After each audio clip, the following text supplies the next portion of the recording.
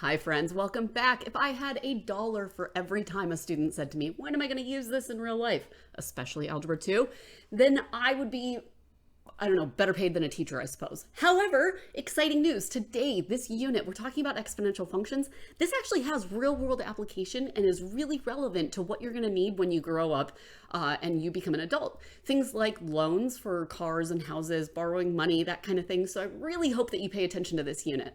Let's dive into some of those questions that are real world applications of exponential functions. Okay, so the first one we have, I want to make sure that you have these notes down. This is really important. Y equals P, parentheses, or quantity, 1 plus R divided by N, and then N to the NT power. Now, here's our key here on what those mean.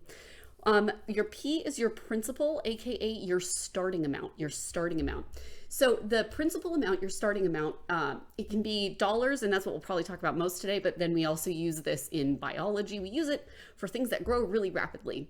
The R is your rate, and make sure that it's as a decimal. And if you don't remember how to convert decimals, things like 8% would be 0.08.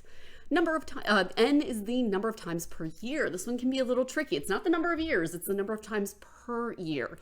So if you see that it is compounded monthly, that would be 12. If it's annually, that's 1. This is 1 time a year. If it's daily, it's 365. If it's quarterly, it would be 4. And then T, time in years. Okay, so now that you have that written down, let's talk about how to apply that. Here we go. From 2010 to 2022, the purchasing power of $1 increased by about 2.83% per year.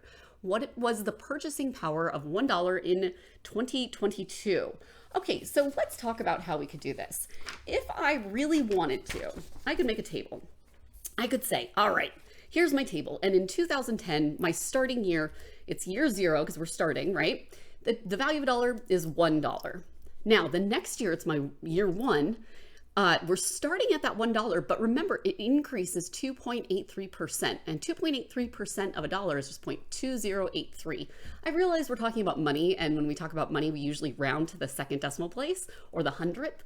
But for this purpose, I'm going to keep I'm rounding to like 3 or 4, so that way you can see we're not rounding until the end. So if I have my $1 plus my interest that I have earned on, or my purchasing power, the interest, the increase, I now have 1.0283, which means in year 2, I'm starting with 1.0283. I'm finding 2.83%, which again is going to be different because this time it was $1. This time it's $1.0283. So here's my new amount. So year 3, I start with that new amount. And you can see that I can do this all the way through. This is 2013.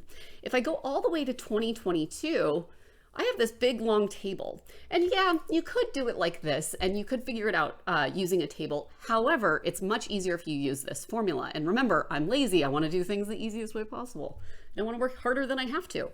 So you'll see at the end of 2022, we have $1.39 0.39778, so roughly $1.40.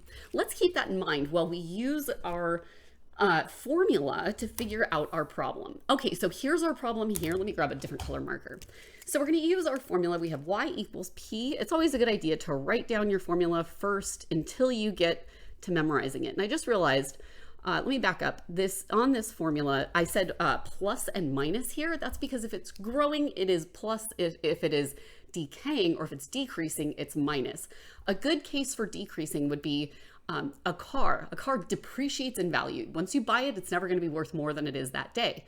So it depreciates each year, or it decreases. So that would be a good use of decay. But this case, we're talking about the purchasing power increasing. So I'm using plus sign. Okay, so the original amount, the P, our principal, or our starting amount, is $1. And then I have 1 plus, and then I have our rate, which is 0.0283, putting that in decimal form. Now, N is the number of times per year, and the number of times per year is just 1, because it's just increasing annually. And then we have 1 and times the number of years. Now, here's where it's a little tricky. Remember, 2010 was year 0, which makes 22, and let's go back to it, look at our chart. That's 12 years later. So if you have to write it out, you can. Otherwise, you can do the math and subtract that to see that it's 12 years. Okay, so that's 12 right there.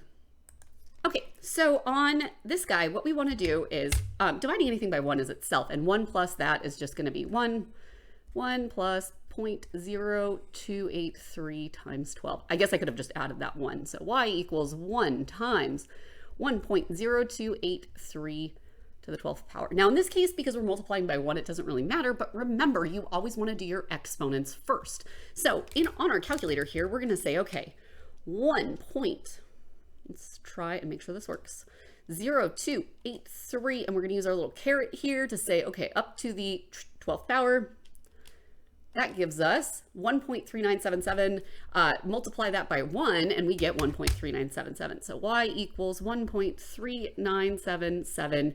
Now, I guess if we're rounding, so I just copied that part down. Now we're rounding because this is greater than 5, we're going to round this up to 40. So in 2022, the purchasing power of dollar is $1.40. So it increased $1.40. Okay, so let's look at this next one. All right, a baby catfish. All right, a baby catfish weighs 0.3 grams or 0.3 of a gram. During its first 6 weeks of life, the growth is increasing approximately 10% each day. How big is the fish after 6 weeks? First things first, look at this. I see weeks and I see each day. Those are two different units. We have growth by day and we have growth by week. We need to convert those. So how big is the fish after 6 weeks? Well, if there's 7 days in a week, instead of saying 6 weeks, we're going to say 42 days. 42 days. Okay, and that's my first note here. Careful with your units. All right, so I've copied down our formula and here's our notes. Now, the other thing here is I said that T is generally years, but we can redefine that. We can say T is, N is going to be the number of times per whatever T is. So if T is monthly, then we want to know how many times are we counting this per month when we come to N. So what do I mean by that? Y equals, now P is our starting amount. And we know that this is starting at 0.3, so 0.3 of a gram. Then we have 1 plus our rate, which we know is 10%, so 0.10. Divided by, now here is where it's tricky. N is the number of times per T, and we're talking T is days. So 42 days. So I'm going to put my T here, 42 days. Now, how many times are we counting that? We're counting it daily. So 1 and 1 here. Okay, let's combine some like terms here. 0.3, and we get 1 plus 0.10 to the 42nd power. Okay, and then 1 plus 0.10, y equals 0.3, or 0.3 plus 1.10. There we go. I don't know why I keep putting a 0 on the end there, but you get the idea. All right, so remember we do our exponents first. So we're going to say 1.1 to the 42nd power gives us that big number, and we don't even need to write it down. All we have to do is hit whatever that big number is and multiply it by 0.3. So times 0.3. That gives me 16.4, and I'm going to round. So instead of 4.2, I'm going to say 4.3.